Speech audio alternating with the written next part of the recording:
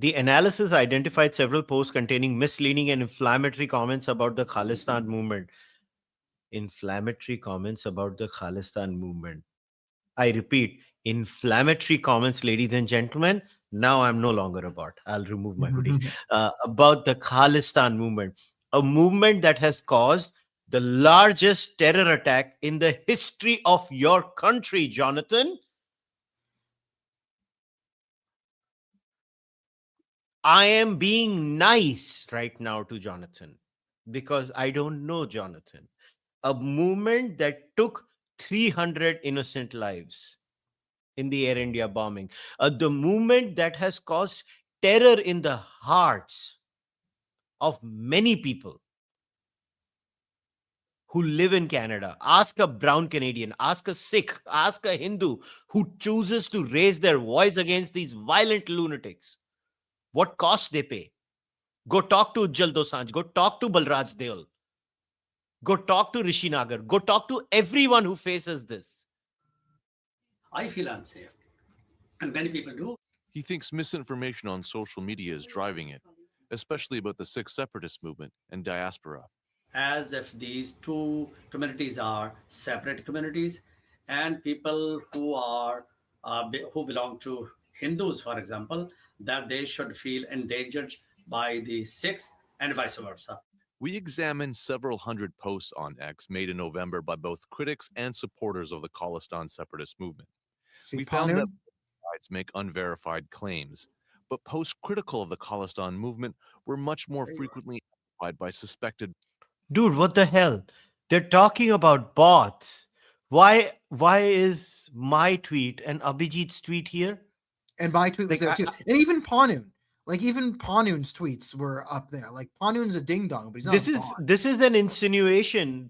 They are trying to be clever by half by saying that I am a bot and Abhijit is a bot, which is why I had to pause the video over here. What the hell? I don't know who these handles are. I've never spoken to these handles, but this is, I am the man who is literally there on the screen. What is wrong with these people? Well, anyways, I'll play further. Bot accounts. This post falsely claims Sikhs taking part in a religious event were marching around Surrey, saying they own Canada. The post went viral, boosted by retweets from nearly 500 suspected bot accounts. The misinformation then became the topic of... Listen, don't they get bothered by Khalistan? It's just, we have potential terrorists around us. Yeah, it's just another day in the office at CBC. Yep. Yeah, let's play further. Several news stories in India. Tensions continue in Canada after the recent pro-Khalistani mob attack on Hindu devotees. Khalistani sympathizers Brinsley termed Canadians invaders and asked them to leave Canada. Daniel Boardman is a journalist with the right-wing National Telegraph. He authored the viral post. Do some bots retweet me? Sure. But I don't think bots are that significant in the outreach they have. But Singh says he's worried misinformation will drive a wedge between two communities that coexist peacefully in Canada. I think that is something very dangerous because as we always say that Canada has been known for safety, always. It's not clear from our analysis who is controlling the bots, but Canada's National Security Committee has said it believes the Indian government uses media manipulation as a form of political meddling. Jonathan Mopetsi, CBC News, Montreal. All right. Let me just pause this here. Minimize this. I will say this is the journalist who wrote the article and spent an hour with me in an interview. So he heard my explanation to the bots and then ignored it and went ahead anyway. And I will point out the investigation they did into the bots is what they did is they paid for some reason an American geopolitical strategy council, a total merc outfit, like mercenaries, ideological mercenaries in the Atlantic Council.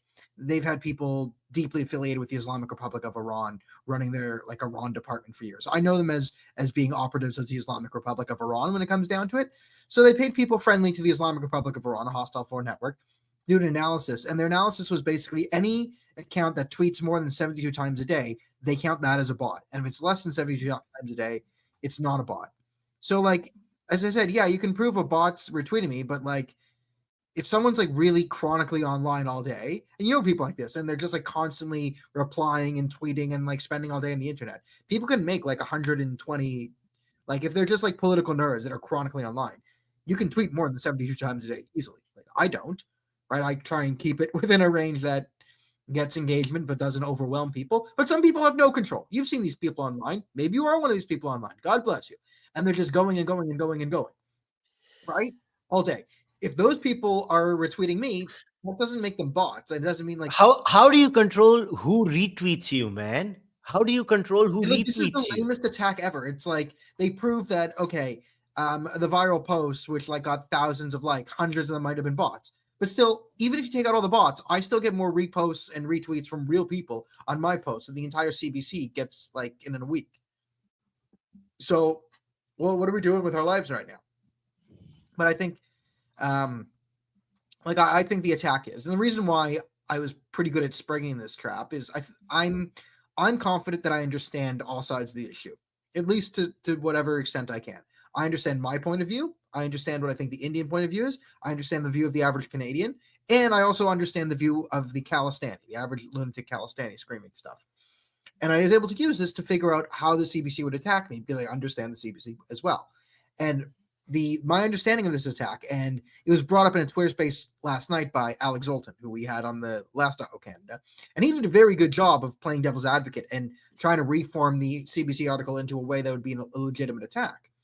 And he did say, like, you could make a legitimate criticism of me if you said, not on the bot thing, but just said there's tons of people in India. There's 1.5 billion Indians, opposed to 40 million Canadians. What Daniel Boardman is doing is by pandering to a foreign audience, right? You're then, there's a danger in the sense that, they have 1.5 billion, so they can out the Indian currency online and pandering it to could be a dangerous thing. Like, that's at least a case you could make, right? Of like, what is that case? So JJ McCullough, if he has more subscribers than me, he should not be allowed to speak on something? No, it's a silly case. And I debunked it, but like Alex Steelman, the case, right? That's at least a stronger case than the bots. But the reason why I know they went bots and not like panic over the fact that there's 1.5 billion Indian people.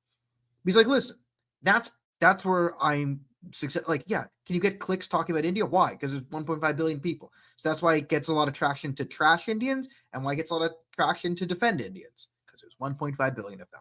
And if you make that as like the scare tactic, but I'm saying fundamentally, the CBC cannot admit that there's 1.5 billion Indians who have some sort of self-determination and pushing, because they need to make their opponent, the person they're going after, like a bad guy.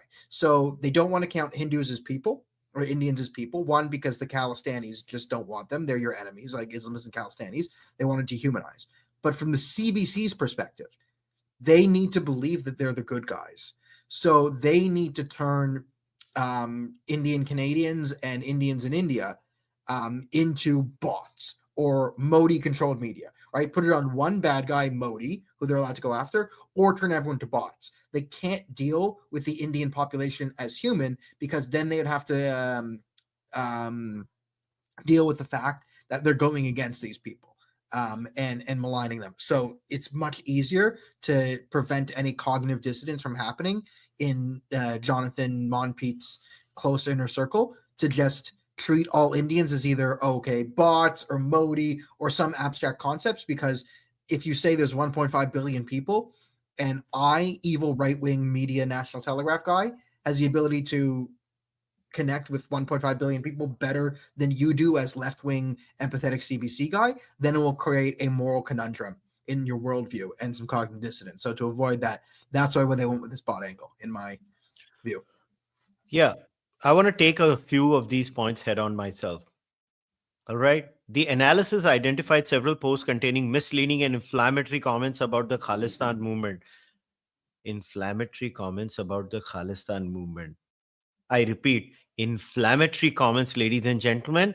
Now I'm no longer a bot. I'll remove my hoodie. About the Khalistan movement, a movement that has caused the largest terror attack in the history of your country, Jonathan. I am being nice right now to Jonathan because I don't know Jonathan. A movement that took 300 innocent lives in the Air India bombing, the movement that has caused terror in the hearts of many people who live in Canada. Ask a brown Canadian, ask a Sikh, ask a Hindu who chooses to raise their voice against these violent lunatics. What cost they pay? Go talk to Ujjal Dosanjh. Go talk to Balraj Deol. Go talk to Rishi Nagar. Go talk to everyone who faces this. I don't even consider myself part of it. I've isolated my brain in some way where I don't even care what they tell me. But to say inflammatory statements about a violent secessionist movement, you have to be insane. You have to be insane. And then the next line. Some of these claims were then repeated on Indian media outlets sympathetic to Prime Minister Narendra Modi. Listen, you're lucky they're not suing you. How do you decide a media outlet is sympathetic to Prime Minister Narendra Modi? All right. And when they say outlet sympathetic to Prime Minister Narendra Modi, this is where I want to talk about the email. You know what they're going to do? So they're using my openness and my honesty with my viewers and my listeners as some sort of a gotcha moment. So when they wrote that pathetic email to me, one of the questions Jonathan asked me, you have been described as a Modi supporter. You idiots, I have openly said I vote for Modi from day one on this podcast. You know why? Because I believe in transparency. Unlike you, Jonathan, why don't you tell me who you vote for? He's a Gandhi supporter, a real Gandhi supporter. Like, again, so absurd. Like, okay, so if you think real Gandhi would be better for India, and I think Modi, and we're both neither of us Indian, fine, okay, and then I'm Modi controlled, are you Gandhi controlled? Like, where is the logic here? Well, there is none, but... Yeah, you know what bothers me is that how do people know Kushalmehra votes for Modi? Kushalmehra himself, every time. Do you remember the first time you came on my podcast? What was the thing where I told you privately, I vote for Modi? I am sympathetic to the Hindutva ideology. You remember these things that I told you? I am an atheist, a rabid one, that too. I said these things. I support gay marriage. I am an absolutist when it comes to free speech. I have no issues if trans people want to do trans things. I say these things. I have a spiel at every single person. You and I are both the same. All our political opinions are public. Like, no, I'm not hiding anything. That, like, yeah, I think Stephen Harper would be on the Mount Rushmore of Canadian Prime Minister. Yes, even I agree with that. Right? Yes, get me a chisel. Right? I'm going. Like, Daniel's a Stephen Harper supporter. Yeah, he's better than Trudeau. You should, even for the next few months. Trudeau's on vacation. Bring back Harper. And the next line is a supporter of the Hindutva ideology and a critic of Canadian multiculturalism. You're damn right I'm a critic of Canadian multiculturalism, you muppets. Yeah. Look at the net result of Canadian multiculturalism. And when I say I'm a critic of multiculturalism, it doesn't mean I don't support pluralism. I come from a country, with due respect to Canadians, the diversity in India is 50 million times more than Canada or America combined can ever dream of. Do they understand what diversity is? You've never been to India, Jonathan, I'm assuming. You have no idea how diverse India is. Linguistic diversity, culinary diversity, even racial diversity. We have tribes that have come from Africa that are living in Gujarat, and you go and meet them, they'll just speak Gujarati just like an average Gujarati does. It's next level stuff. So please, Jonathan, don't be a condescending little prick and talk about multiculturalism and diversity with an Indian. That's the last thing you should. Because you don't know Indian culture, you don't understand these things, so shut the hell up. And this is my direct answer to Jonathan. And are these terms accurate? If not, what would better capture your political beliefs? My political beliefs are, I'm a libertarian who believes in small government. I have no option in India because there is no libertarian political party.